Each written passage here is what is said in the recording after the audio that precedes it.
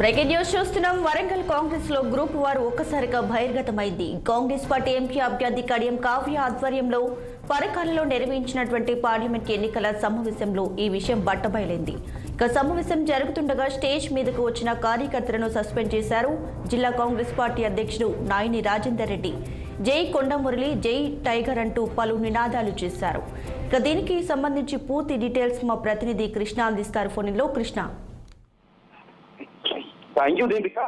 ఎప్పుడైతే ఈ కాంగ్రెస్ మీటింగ్లు ఎప్పుడైతే జరుగుతాయో అప్పుడు కొండవర్గం తమ యొక్క గుర్తింపు చాటుకోవడానికి ప్రయత్నం చేస్తూనే ఉంటుంది. గతంలో కూడా వరంగల్ అధ్యక్షురాలు మాజీ మేయర్ ఎర్రబెల్లి స్వర్ణను నియమించినప్పుడు కూడా ఆ మీటింగ్ లో సన్నాహక ఏదైతే ఎన్నికల సన్నాహం జరుగుతుందో ఆ టైంలో కొండమురళి వర్గం కూడా అప్పుడు ఒక్కసారిగా లేచి జై కొండమురళి, జిల్లా టైగర్ కొండమురళి అని చెప్పి నినాదాలు చేస్తుంటే, అదే విధంగా ఈ రోజు అనంతపురం జిల్లా పక్కలలో కడియం కావ్య ఏదైతే కార్యకర్తల మీటింగ్ అరేంజ్ చేసిందో అదే సమయంలో అక్కడ జిల్లా అధ్యక్షుడు నాయన రాజేందర్ రెడ్డి, మన కుడా చైర్మన్ ఇంగళ రామరెడ్డి, పక్కల MLA Revuri Prakash Reddy plus Bhupalpally MLA Ganta Satyanarayana ఉన్నప్పుడు కూడా ఈ కొండమురళి అన్నంచర్లు ఎవరైతే ఉన్నారో వాళ్ళు ఒక్కసారిగా లేచి జైకొండ, జిల్లా టైగర్ కొండమురళి అని నినాదాలు చేయడం వల్ల అక్కడ కొద్దిగా తోపులాట జరిగింది. ఆ తర్వాత ఈ కొండమురళి వర్గం ఏదైతుందో వాళ్ళు స్టేజ్ మీదకి వెళ్ళి అక్కడ హంగామా చేసే ప్రయత్నం చేయడంతో